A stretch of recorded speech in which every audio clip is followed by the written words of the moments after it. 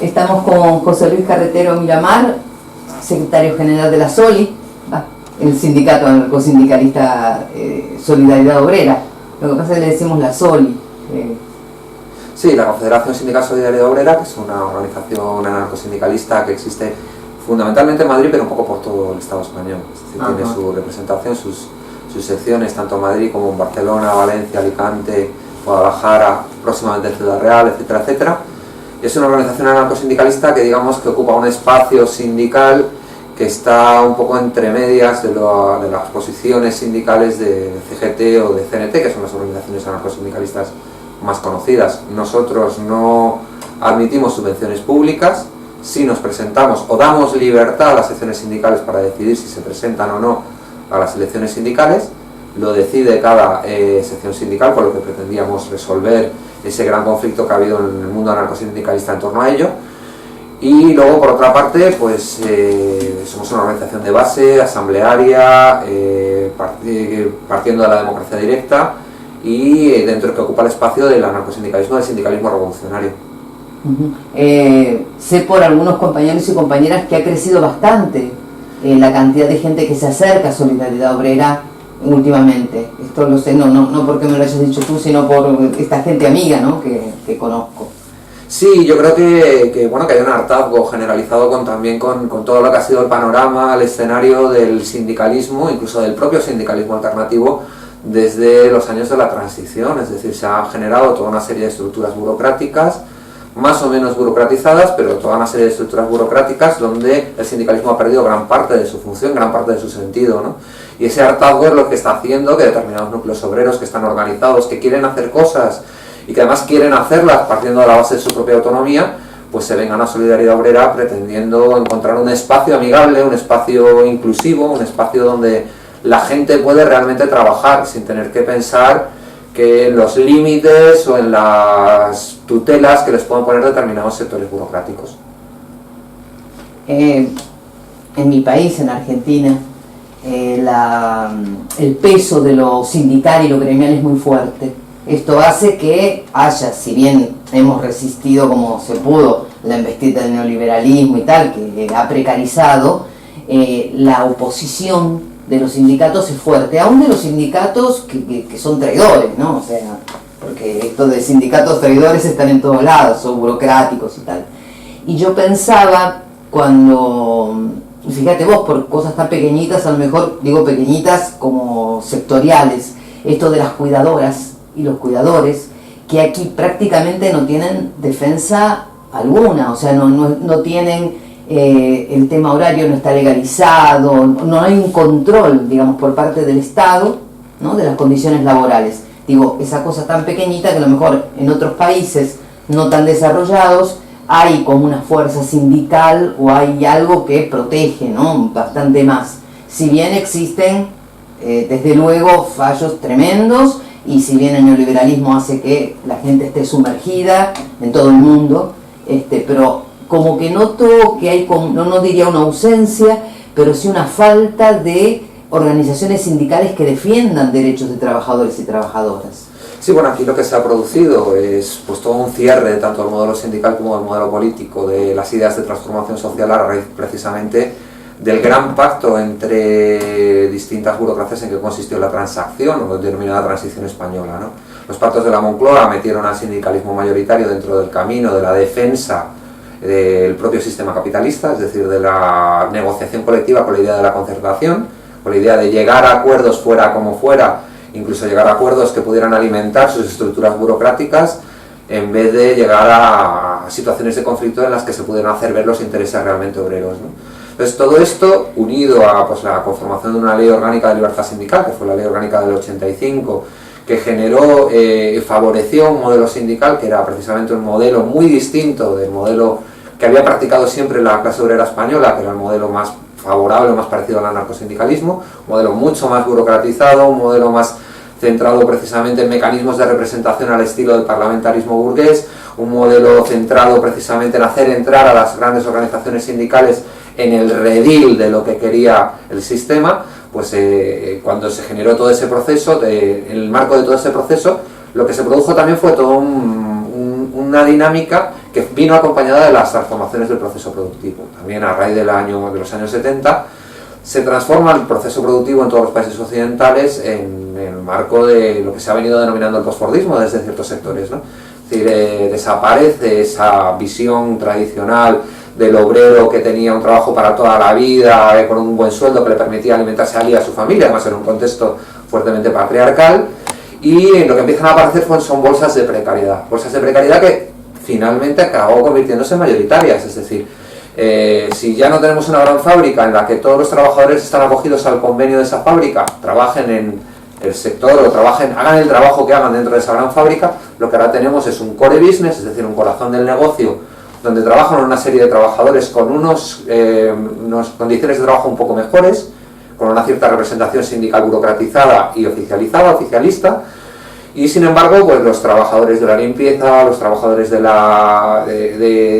mantenimiento del edificio, los trabajadores de toda una serie de sectores que se consideran auxiliares, pues han sido descentralizados, han sido enviados a lo que se pueden llamar empresas multiservicios, subcontratación, y precarizados, fundamentalmente precarizados, porque todo esto, fundamentalmente lo que procura, lo que intenta, es conseguir la fragmentación de la clase trabajadora y que por lo tanto la misma no se pueda defender.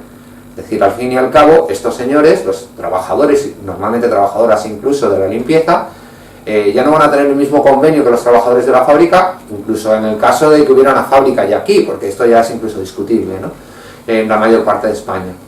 Pero ya no van a tener el mismo convenio que la empresa principal. Van a tener un convenio distinto, además muy probablemente van a estar con un contrato a tiempo parcial, solo unas horas, van a tener un contrato temporal, solo durante un tiempo, van a ser trabajadores migrantes o trabajadoras migrantes, van a estar contratados por una empresa de trabajo temporal, ya no van a estar contratados directamente ni tan siquiera por la subcontrata. Es decir, se han producido toda una serie de escalones de precariedad, de mecanismos de fragmentación que se han producido además de una manera estudiada, científica. Hay grandes empresas de consultoría, hay grandes despachos de abogados que se dedican específicamente a desarrollar todos estos mecanismos para favorecer la fragmentación de la clase trabajadora. Y en esa fragmentación ha habido grandes campos, que es, volviendo un poco a lo que tú preguntabas, ha habido grandes campos, grandes espacios de la clase trabajadora que han sido abandonados a su suerte. Yo lo comentaba el lunes precisamente con los compañeros de la plataforma de trabajadores parados de San Blas Canillejas, ¿no? Es decir, cómo hay determinados sectores de la clase obrera, sectores que se están volviendo además tendencialmente mayoritarios, que son cada vez más grandes, que están absolutamente abandonados a su suerte. Abandonados a su suerte por las instituciones, abandonados a su suerte por los políticos, abandonados a su suerte por las organizaciones incluso revolucionarias, abandonados a su suerte por los sindicatos. Trabajadores que solo pueden trabajar en determinados momentos, que cambian de oficio, que se quedan en el paro, están en situaciones de pobreza. Hay un 14% de trabajadores en este país, trabajadores, es decir, que tienen un trabajo, que sin embargo están por debajo del umbral de la pobreza, que no pueden alimentar a sus familias. Es más, ayer mismo hablaba con un compañero, se llama Imanol, y con una compañera que se llama Armonía, de Badalona, de la plataforma de afectados por la crisis y también de Solidaridad Obrera, son militantes también de Solidaridad Obrera. En estos momentos, en la plaza que está enfrente de la oficina de Habitatge de Badalona, la oficina de vivienda de Badalona, hay acampadas 6 familias, dentro de las cuales, 4 familias, dentro de las cuales hay 6 menores, algunos de ellos discapacitados, y están allí precisamente porque necesitan una alternativa habitacional que el ayuntamiento no les da. El ayuntamiento, ni la Generalitat, ni tan siquiera los partidos políticos como el PSOE y los comunes, que son los que ahora dirigen el ayuntamiento de Badalona, les dan una alternativa, y son trabajadores. Es decir, no se trata de personas que estén en el paro, son personas que a lo mejor tienen un empleo, pero ese empleo está ya en una situación tal de precariedad, está ya en una situación tal de sumisión, porque al fin y al cabo es de lo que estamos hablando, en la que no tienen para alimentar a sus familias, no tienen para pagar un alquiler, no tienen para pagar los suministros básicos, y se encuentran en una situación de precariedad y de exclusión. Claro, evidentemente el hecho de tener un trabajo no te garantiza que puedas alcanzar niveles básicos para tu vida, o sea, de calidad de vida ni los mínimos, porque en este tema justamente estabas hablando de la vivienda. A mí me interesa, ahora vuelvo al tema de la vivienda, justamente esto que estamos hablando ahora, porque una de mis obsesiones pasa por cómo hacer para que determinado tipo de organizaciones, movimientos, partidos, grupos, sociales, libertarios, puedan estar en contacto con la realidad de lo que sucede, porque mi temor es, o mi apreciación, es que algunas veces se está un poco por fuera de esto, o sea, se queda en algo más teórico o más sectorizado, pero están pasando demasiadas cosas muy graves y es importante que la gente conozca cuál es la respuesta, la propuesta, la opinión de alguien que está en un sindicato anarcosindicalista, como estás hablando ahora, una organización libertaria, y bueno, ¿y cuáles son las propuestas? ¿Cuáles son las ideas? Ahora por lo menos me entero, por ejemplo, que hay una plataforma de parados. ¿Por qué no me contás qué es esto?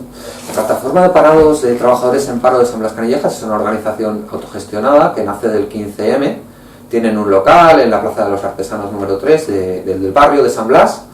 Y bueno, pues es una organización que nace del 15M. No son directamente una organización libertaria, no son una organización directamente ideológica, pero sí son una organización que tiene una serie pues, de dinámicas encaminadas precisamente a organizar y a trabajar con los sectores más precarizados del barrio, ¿no? Por ejemplo, tienen una despensa solidaria donde dan alimentos a las personas que están en situación de exclusión social, tienen una serie de huertos, participan de determinadas dinámicas de movilización como han sido las marchas de la dignidad, o etcétera, etcétera. Nosotros, Solidaridad Obrera, pues la sección sindical del Metro de Madrid, estos de los que mucha gente habla mal luego cuando están en huelga y tú no puedes ir al trabajo porque están en huelga, etcétera, pues esta gente no es puramente corporativa, por lo menos la sección sindical de Solidaridad Obrera, quizá otras sí, pero la de Solidaridad Obrera no es puramente una organización corporativa, sino que es una organización de clase, y por eso también recoge alimentos entre los trabajadores del Metro de Madrid para dárselos a la plataforma de trabajadores parados de San Blas Canillejas. Pero esta organización, la plataforma de trabajadores parados, es una organización dinámica, es una organización múltiple, donde hay gente de todo tipo, pero sobre todo una organización de base. Y eso es lo que tenemos que tener presente. Eso es exactamente en lo que tenemos que trabajar las organizaciones libertarias. Estar en la base, estar en los conflictos, estar donde está la gente. Estar insertados en las luchas sociales y en los movimientos sociales. Estar insertados, tener una relación, ahora queda muy mal, o sea, las dinámicas del estalinismo dificultaron o generaron muy malos resultados para la izquierda, ¿no? Sobre todo para la izquierda revolucionaria, para la izquierda transformadora, para el movimiento obrero, ¿no? Y uno de los gran malos resultados que generaron fue, por ejemplo, hacer desaparecer o hacer que se viera muy mal esa relación, ese viejo concepto, por ejemplo, de lo que se llamaba la militancia orgánica, ¿no? El tener una relación orgánica. Nosotros tenemos que tener una relación orgánica con la clase trabajadora. La clase trabajadora no es solo los trabajadores de los servicios públicos, aunque también. Es también la clase trabajadora en situación de precariedad, de exclusión social. Son también incluso los trabajadores precarios dentro de la administración, porque en la administración pública también hay trabajadores precarios. Hay trabajadores que cobran menos de 1.000 euros en la administración y que están en situación de precariedad laboral porque están interinos. O sea, en nuestra administración en estos momentos hay cerca de 800.000 interinos, que son cerca de un 30% de la plantilla. Y están en una situación de fraude de ley, es decir, están ocupando puestos de trabajo y sin embargo no tienen acceso a la estabilidad laboral, ¿no? Pero esto se repite un poco por todas partes. Yo creo que un poco para responder o para puntualizar lo que tú decías, porque estoy radicalmente de acuerdo, solo hay que decir eso, es decir, tenemos que estar insertos en las luchas sociales. Hemos estado demasiado tiempo fuera, hemos estado demasiado tiempo haciendo declaraciones puramente teóricas o declaraciones puramente declamatorias, ¿no? Es decir, no se trata de eso, se trata de estar en las luchas sociales, de participar y de hacer que realmente las cosas avancen. Ser útiles, al fin y al cabo. Sí, yo te iba a preguntar algo porque, por ejemplo, ¿qué es lo que piensan respecto del tema de la vivienda? Por ejemplo, ¿cuál es la opinión? Así como aparecen tanta gente opinóloga y se le da un espacio, yo quiero saber, desde una organización libertaria, desde el anarcosindicalismo, por lo menos de Solidaridad Obrera, si tienen una posición acerca de la situación de la vivienda. O sea, ¿y cuál es? Claro, la situación de la vivienda al fin y al cabo es un problema, efectivamente es un problema esencialmente de la clase trabajadora. Ese problema no lo tienen los ricos. No es un problema que tenga ni la clase alta, ni en gran medida la clase media, que precisamente es clase media porque probablemente muchas veces tiene una vivienda en propiedad, o incluso varias, y alquila una, etcétera, etcétera. Es un problema fundamental de la clase trabajadora. Es un problema fundamental de determinados barrios, sobre todo en el centro de las ciudades, de donde han huido la clase alta para vivir en otros sitios.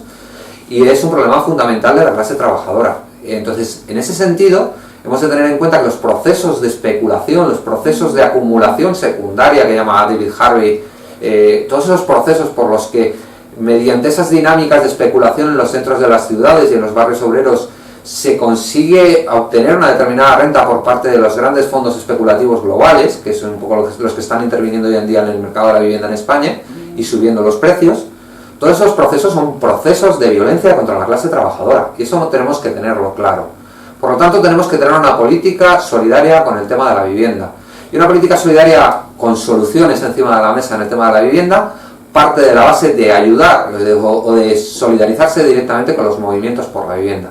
Hay toda una serie de movimientos, os he hablado antes en Badalona de plataformas afectadas por la crisis, podríamos hablar también de la plataforma afectadas por la hipoteca, en sus diversas manifestaciones o corrientes internas, los sindicatos de inquilinos que están empezando a aparecer un poco por todas partes, y sobre todo tener claro cuáles son las reivindicaciones básicas. Y yo creo que las reivindicaciones básicas parten de la base de decir, oiga, hemos dado miles de millones, o hemos comprado con miles de millones de todos los conciudadanos, porque además normalmente cuando hablamos de el gasto público, ¿no?, y decimos el Estado ha comprado o ha ayudado o ha rescatado a los bancos, no los ha rescatado el Estado, los han rescatado los trabajadores. No solo porque al fin y al cabo toda la riqueza la producen los trabajadores y lo demás es plusvalía, o el supuesto beneficio empresarial es plusvalía, sino porque además, incluso aunque nos creyéramos eso, de que los empresarios producen algo, lo cierto es que la mayor parte de los impuestos vienen de las rentas del trabajo, no vienen de las rentas del capital. Es decir, son los propios trabajadores los que han comprado Bankia para la colectividad y son los propios trabajadores los que han comprado esa banca que hemos rescatado, ¿no?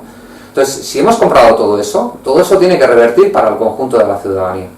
Y sobre la base de todas esas grandes promociones de vivienda, toda esa vivienda que se ha comprado, se podía generar un gran parque público de vivienda para el alquiler social para el conjunto de la ciudadanía. Empezando por ahí, y eso sería una medida incluso reformista, es decir, luego podríamos empezar a hablar de poner a disposición de los ciudadanos y de los trabajadores el conjunto de viviendas con las que se está especulando y que se encuentran vacías hoy en día en la actualidad de las grandes ciudades.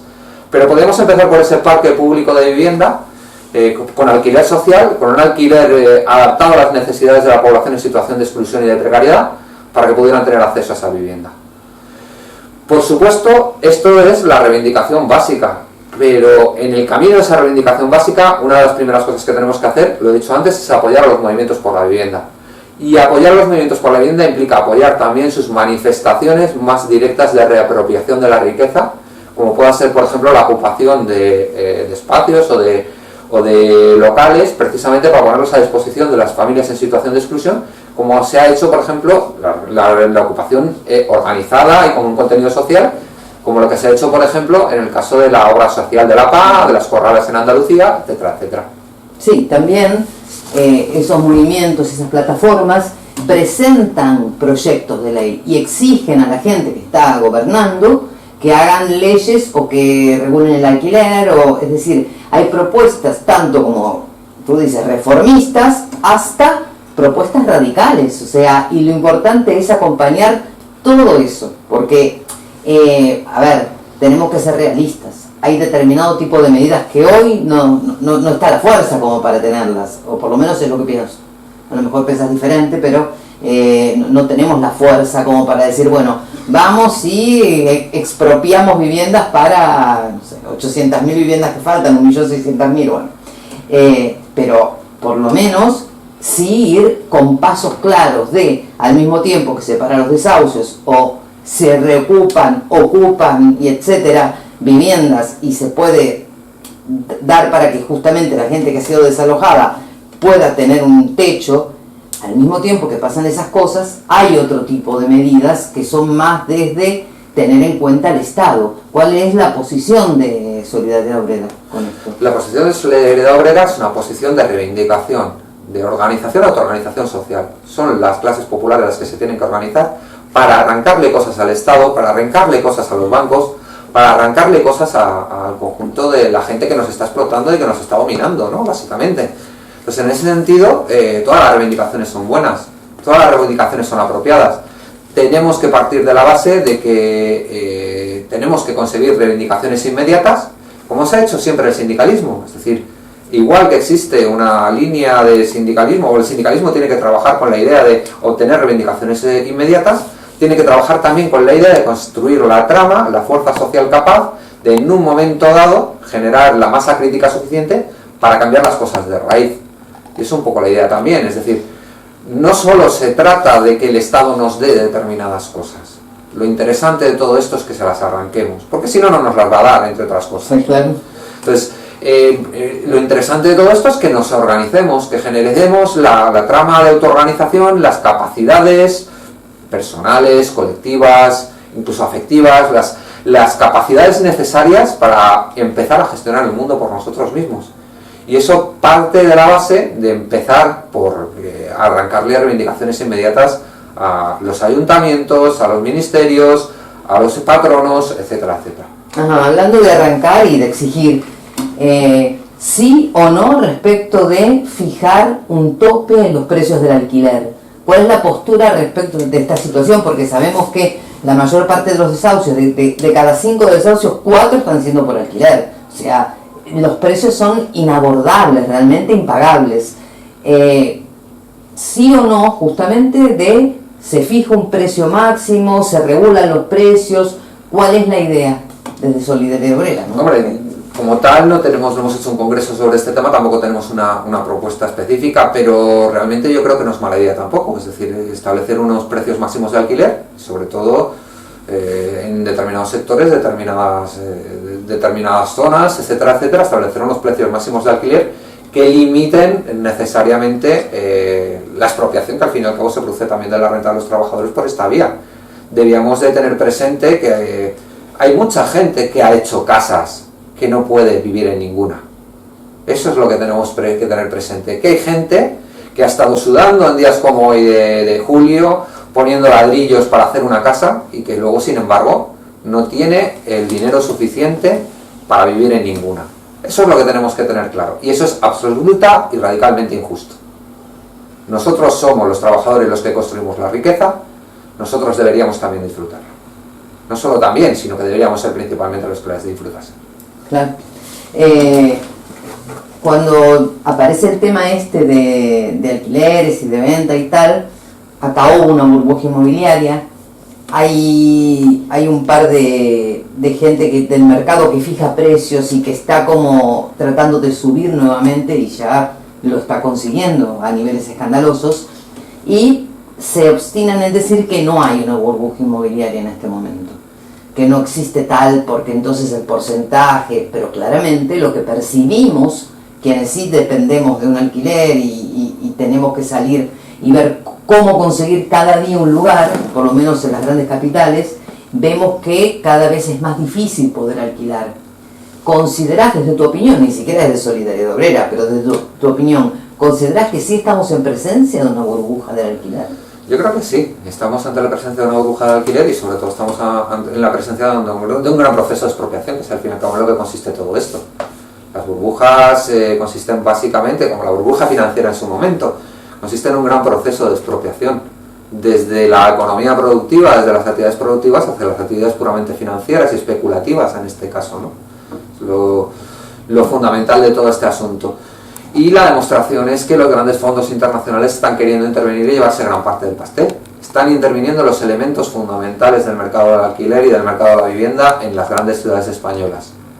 No solo por la compra de promociones de vivienda pública, como fue el caso del IBIMA aquí en Madrid, de la venta de vivienda pública del IBIMA por parte, y todo esto, y de los grandes fondos de inversión, sino incluso por la intervención velada en mecanismos como por ejemplo el famoso Airbnb y demás. Es decir, porque en Airbnb es verdad, interviene a veces pues el pequeño, la persona de clase media que tiene un piso por herencia y que lo alquila por esa vía y le obtiene un mayor rendimiento que se lo alquilará por otras vías.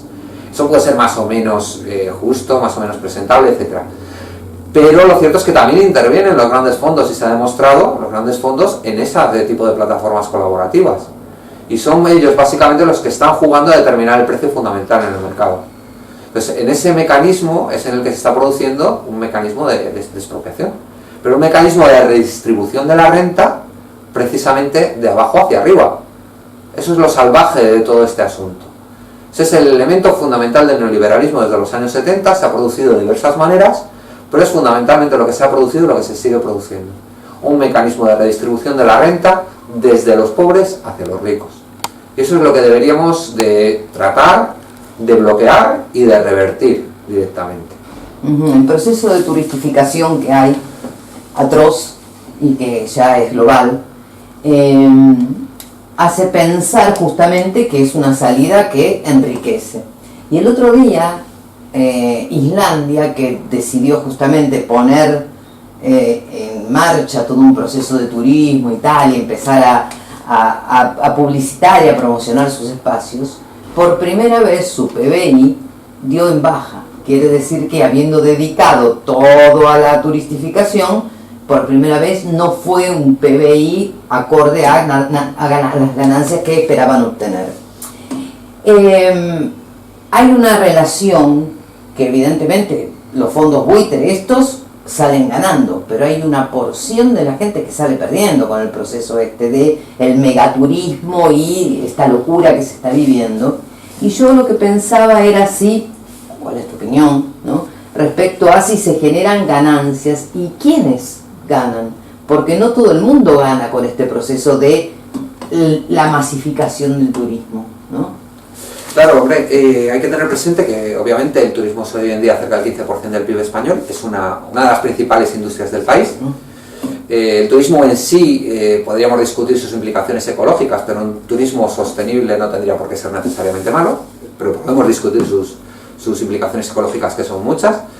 Pero lo cierto es que además la dinámica de este país ha sido la especialización en un turismo barato, masivo y realmente destructivo y devastador. Y ese es precisamente el problema, ¿no? La generación de un turismo, de una dinámica de turismo de calidad, una dinámica de construcción de un turismo fundamentalmente cultural, etcétera, etcétera, siempre ha estado ahí, siempre se habla de ello, pero no es algo que se haga realmente. Realmente hacia lo que vamos es hacia una dinámica de turismo masivo, de turismo devastador y de turismo muchas veces que genera efectos fuertes sobre las tramas locales, ¿no? Eso es un poco el problema fundamental, que genera procesos de desestructuración de las comunidades locales. Entonces, yo creo que desde el punto de vista de los trabajadores, el elemento fundamental es el siguiente. O sea, hay una serie de implicaciones ecológicas, hay una serie de implicaciones para el mercado de la vivienda, de los que hemos hablado, y hay una serie de implicaciones también para los propios trabajadores. Es decir, la situación de precariedad en la que se encuentran determinados sectores de trabajadores que no están llevándose la parte proporcional que les correspondería de ese 15% del PIB, sino que están trabajando en condiciones de extrema precariedad. Sí. Y esto es esencial, ¿no? O sea, al fin y al cabo, si dibujamos un mecanismo, una industria del turismo basada en ofrecer los mejores precios, es decir, y por lo tanto basada en un turismo masivo, pues al fin y al cabo lo que estamos haciendo también en un mercado laboral como el español es generar una gran capa de precariedad laboral que se vuelve devastadora en situaciones como por ejemplo el trabajo en los veranos en lugares como Ibiza, ¿no?, donde los trabajadores tienen que dormir en terrazas, dormir 4 o 5 en una misma habitación, porque combinando esos dos procesos, la precariedad en el propio trabajo con el proceso de la precariedad en la vivienda, resulta imposible que puedan estar trabajando allí en condiciones mínimamente dignas. Sí, este tema del turismo barato, yo siempre hago como un parangón, ¿no?, respecto de esa cantidad de productos textiles, de la ropa y etcétera, que se fabrican en aquellos lugares remotos, que se les paga céntimos la hora, Zara y todas esas marcas, ¿no?, de Amancio Ortega, ¿no son? Entonces, claro, tenés un producto barato, como puede ser el producto barato del turismo español, pero lo pagan las y los trabajadores. O sea, y son quienes soportan el mayor peso de la precariedad y justamente el empobrecimiento. Claro, es un proceso que se produce no solo en el turismo, incluso claro. no pensamos, por ejemplo, en el proceso de... ¿Qué es lo que ha pasado con los grandes invernaderos en Almería o en el sur de Andalucía? ¿Por qué se está trabajando con una mano de obra migrante en situación de semi-esclavitud, que es lo que se ha visto, o el escándalo que saltó el año pasado con respecto a las temporeras de la fresa en Huelva? ¿Por qué se está trabajando en esas condiciones? Porque se está trabajando para la exportación y sobre la base de salarios bajos. O sea, el problema fundamental de la economía española es que no es una economía orientada al aumento de la productividad, al aumento de la intervención del conocimiento en el proceso productivo, sino que es una economía basada fundamentalmente en la precariedad laboral. O sea, en los grandes elementos fundamentales, o el gran elemento fundamental dentro de nuestra estructura económica es precisamente la precariedad laboral como elemento distintivo de otros aspectos, de otros espacios europeos, ¿no? Entonces, tenemos trabajadores rurales, trabajadores agrarios en situación de precariedad. Tenemos trabajadores de la hostelería en situación de precariedad. Tenemos trabajadores del comercio en situación de precariedad. Tenemos trabajadores teleoperadores que están ganando menos de 1.000 euros al mes. Tenemos trabajadores de todo tipo en situación de enorme precariedad. Y las reformas laborales han sido construidas y diseñadas específicamente para eso. Tanto la del 2012 del Partido Popular, que ahora se dice que se va a cambiar en alguna parte, como la del 2010 del Partido Socialista. Sí, yo te iba a preguntar si tenés alguna expectativa. El otro día Pedro Sánchez hizo la presentación de un programa de gobierno o de las medidas que pensaba tomar, y yo justamente respecto de la reforma laboral te pregunto, ¿tenés alguna expectativa respecto de que se modifique realmente? Porque iría en contra de lo que es el sistema. Yo creo que lo que van a modificar, porque no tiene más remedio, es todo aquello que los propios tribunales han dicho que no era así o que no podía ser así. Es decir, los tribunales han tenido una actitud, no diría casi, incluso progresista, pero sí una actitud mínimamente legalista, que ha hecho que se revirtieran algunos aspectos más, los aspectos más radicales de la reforma laboral, o por lo menos las lecturas más radicales que pretendían normalizar el gobierno de la reforma laboral. Y entonces yo creo que el Partido Socialista básicamente va a entrar en eso y va a ensayar, que es lo realmente preocupante, nuevas formas de precarización del trabajo. Se ha hablado mucho del tema de la mochila austríaca. La mochila austríaca es uno de esos grandes inventos que vienen del norte, como la llamada flexiseguridad, como el llamado la formación profesional dual. ¿Y en qué consiste la mochila austríaca? La mochila austríaca consiste básicamente en que en vez de cobrar tu indemnización de despido cuando te despiden, todo eso se va a ir acumulando en una especie de bolsa, que uno de los grandes problemas, las grandes cuestiones es quién va a manejar esa bolsa, que van a ser las entidades financieras, claro, seguramente. Entonces se va aumentando, se va metiendo en una especie de bolsa, una especie de bolsa que tú tienes, que podrás gastar cuando necesites, es decir, cuando te quedes en el paro, o cuando necesites una formación, etcétera, etcétera. O cuando te jubiles, si no la utilizas durante un tiempo, ¿no? Entonces esas indemnizaciones por despido van a ir ahí. Claro, el problema fundamental, pues bueno, existen estudios sobre cómo se ha estructurado esto en Austria. Y claro, las indemnizaciones por despido básicamente han bajado. ¿De qué estamos hablando? Estamos hablando básicamente de eso. Estamos hablando básicamente de dos cosas. De aumentar la llamada flexibilidad externa del contrato de trabajo, es decir, de aumentar la posibilidad de que te puedan despedir, lo cual tiene implicaciones no solo económicas. Es decir, aunque la indemnización fuera la misma,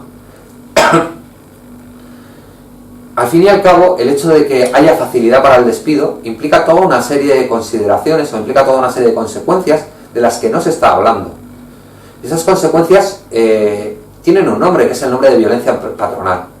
¿De qué consecuencias estoy hablando? Pues de que la gente no quiera meterse en un sindicato porque posteriormente no la renueve en el contrato. De que la gente no quiera reivindicar sus derechos, aunque vengan muy bonitos escritos en la ley, porque posteriormente puedan no renovarle o despedirle con una indemnización muy baja. De que la gente no quiera reivindicar sus derechos en relación a la prevención de riesgos laborales y a la necesidad de trabajar en condiciones de seguridad, por eso. De que las mujeres no quieran reivindicar, y esto es algo que sabemos en los sindicatos también, el hecho de que no las agredan sexualmente en el trabajo, precisamente porque no puedan acceder a otro trabajo y puedan ser despedidas o no renovadas muy fácilmente. Todo eso existe, todo eso está encima de la mesa. Entonces no se trata simplemente de 10 días más o de 5 días más o de que simplemente estemos hablando de algo monetario. Estamos hablando también de la dignidad de los trabajadores en el trabajo y de sus derechos ciudadanos más profundos. Estamos hablando de los elementos básicos de lo que ellos llaman democracia. Estamos hablando de eso. Es decir, de la posibilidad de que los trabajadores puedan defenderse o tengan las mínimas derechos básicos en un marco que se supone que está estructurado para defenderlos, ¿no? Entonces, esa violencia patronal aumenta cada vez que aumenta la flexibilidad de entrada y salida en el puesto de trabajo. Y eso es algo que no se puede negar.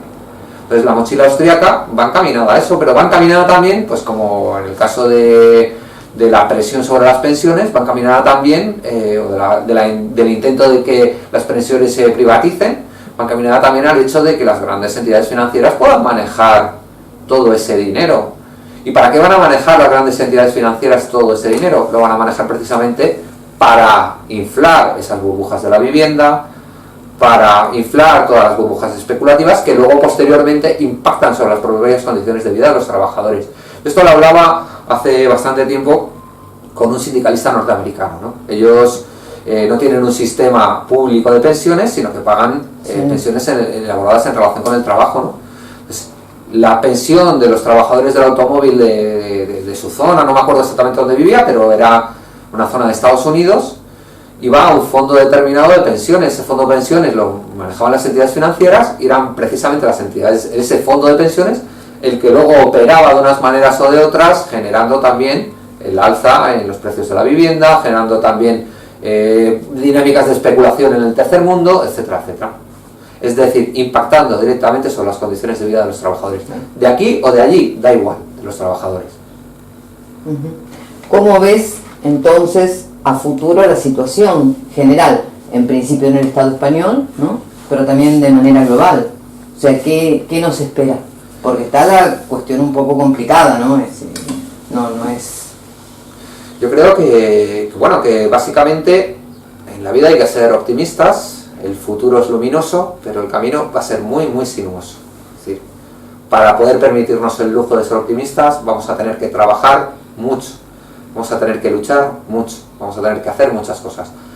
Porque la dinámica que se nos viene encima es una dinámica de auténtica conflagración.